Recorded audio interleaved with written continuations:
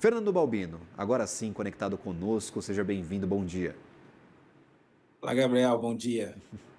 Corrida das cargas, dá para a gente chamar dessa forma? Todo mundo correndo para enviar o máximo possível aos Estados Unidos antes deste 1º de agosto?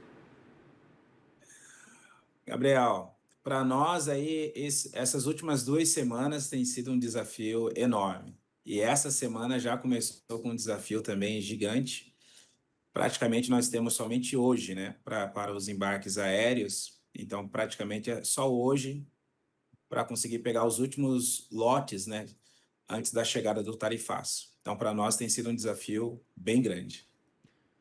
Perfeito. Quanto tempo demora normalmente a carga aérea para chegar lá nos Estados Unidos? Você tem essa média de cabeça e até quando que a gente consegue enviar até lá para chegar sem a tarifa de 50%? Não, o transit time é curto, né? Então, é um dia. Então, a gente embarcando hoje, saindo hoje, o voo chega, né? Geralmente a gente manda as cargas para Miami, então chega hoje ainda. Aí tem a questão que é o processo de aduana americana, né? Que aí nós não sabemos como que será. Então, a expectativa é que para as cargas que entrem no antes do dia primeiro, que elas vão seguir o trâmite normal de liberação.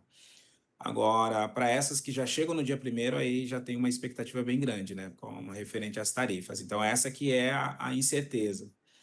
E o mercado, né, os clientes, eles ficam assim, em pavorosa para conseguir os embarques. Então, nesse momento mesmo, a gente já não tem mais embarques disponíveis, né? Para a data de hoje, a gente já não tem mais espaço. Então, dia de ontem foi uma correria bem grande e hoje é um dia de expectativa para todos nós. Agora, por mar, por via marítima, já não há mais espaço para exportações por conta do Não. período bastante alongado para envio aos Estados Unidos?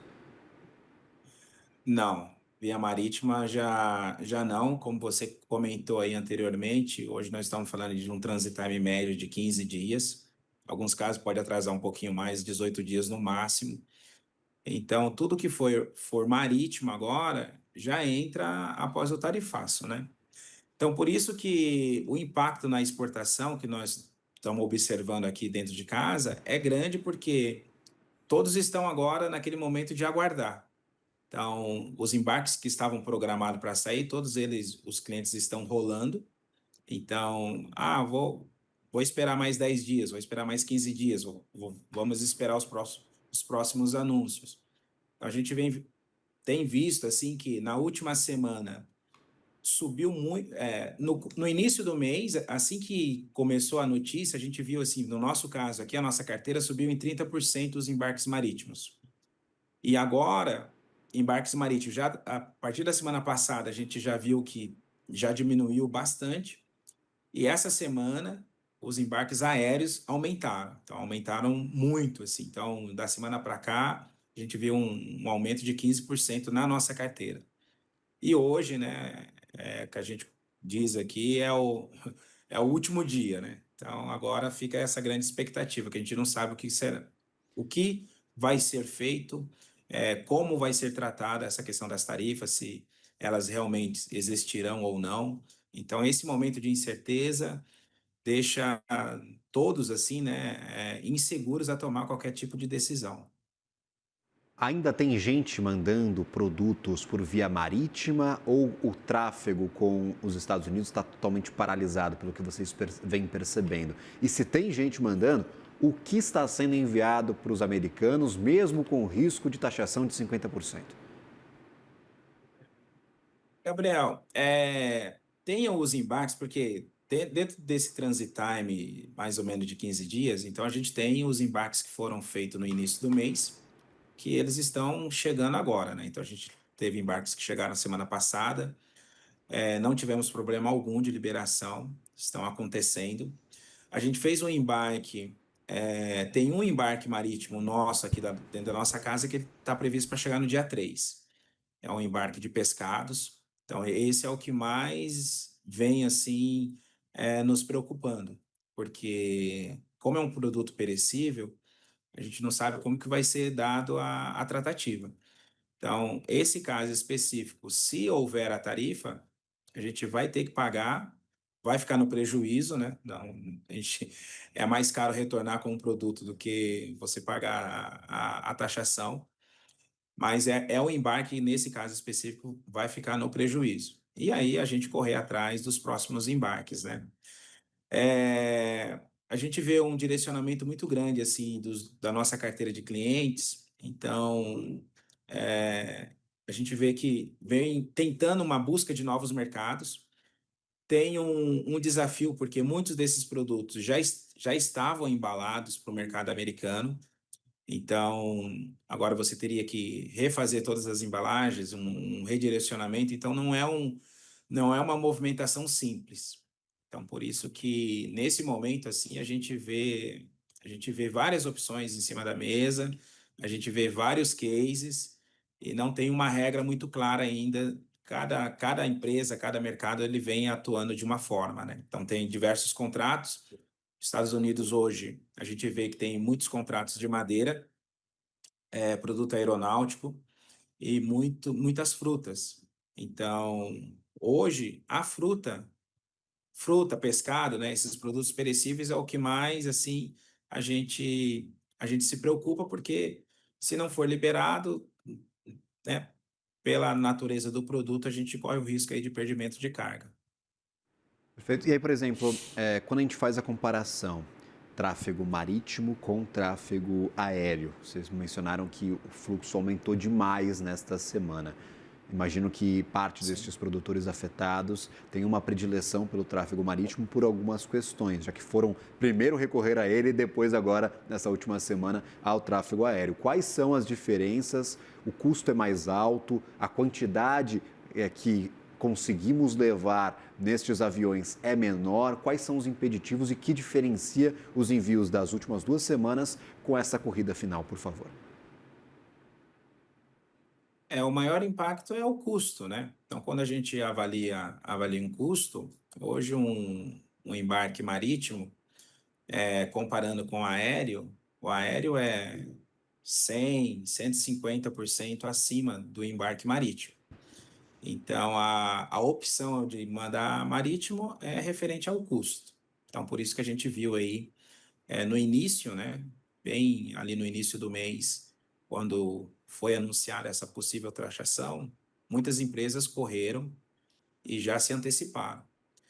Para aqueles que ficou na dúvida, né, se vai acontecer ou não, ou ficaram esperando ali alguma negociação, né, por parte dos governos, e deixaram para tomar a decisão agora, aí estão pagando muito caro, né? Claro que o cálculo que todos estão fazendo mesmo eu pagando o embarque aéreo, ainda é melhor do que eu pagar 50% de taxação. Então, mas a grande diferença é essa, realmente é a questão de custo.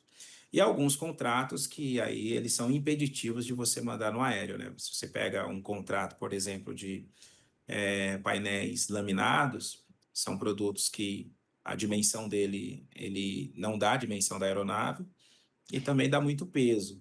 Então, para esse tipo de produto, não tem como você fazer ali uma consideração de embarque aéreo. Perfeito. Você fala especificamente sobre a indústria siderúrgica também, que tem nos Estados Sim. Unidos um dos seus principais clientes e vai ser impactada também por este tarifaço. Você menciona muitas dúvidas em relação à tratativa aduaneira nos Estados Unidos a partir do dia 1º.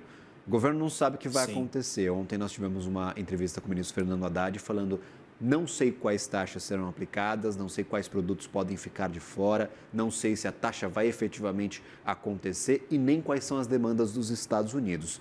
Na parte operacional, há um alinhamento com as autoridades aduaneiras ou a situação é igual? Ninguém sabe o que vai acontecer no 1º de agosto ou, claro, e essa dificuldade é pela comunicação, porque não há respostas ou porque as autoridades aduaneiras também estão perdidas neste caso?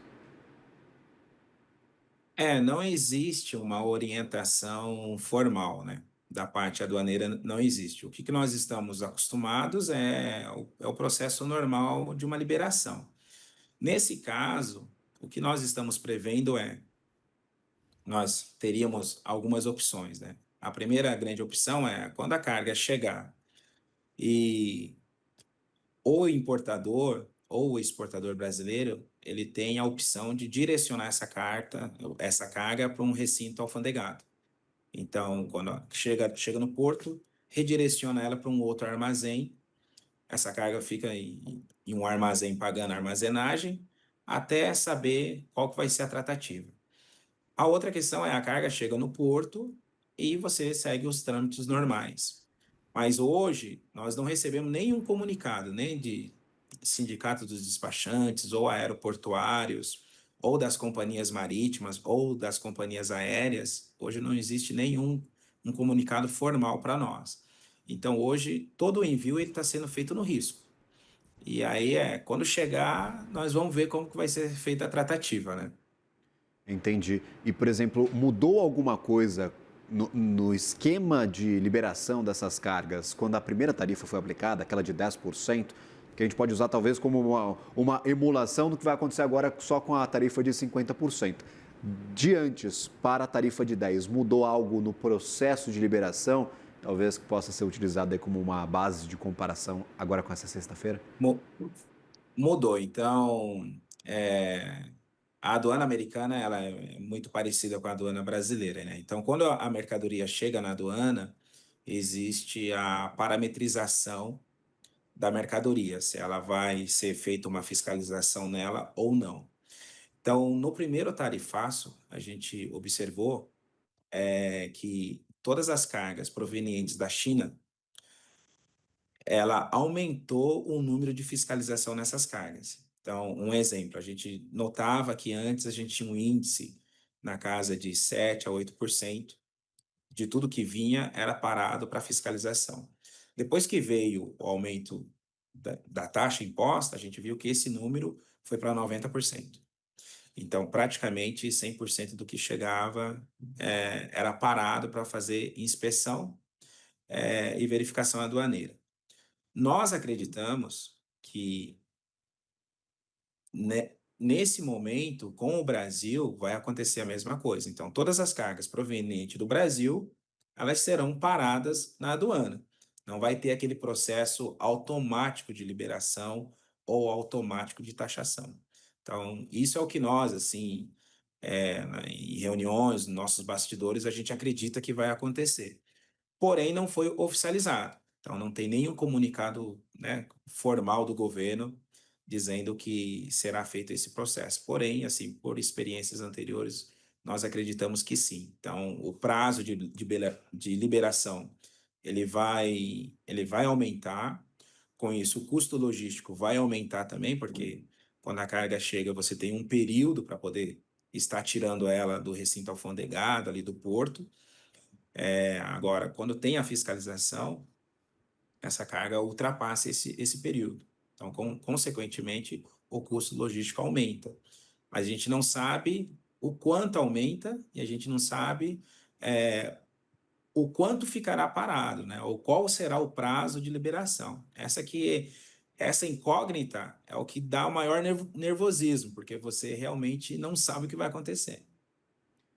Perfeito. Fernando Balbino, obrigado por nos ajudar a entender parte desta confusão. Afinal, tem muita informação ainda que está no ar, que a gente ainda está tentando pescar, está tentando entender sobre o que vai acontecer nessa sexta-feira. Seja sempre bem-vindo à nossa programação. Obrigado por conversar conosco e por compartilhar todos estes dados, meu caro. Muito obrigado, um bom dia a todos Um vocês. ótimo Tchau, dia, um tchau. bom trabalho.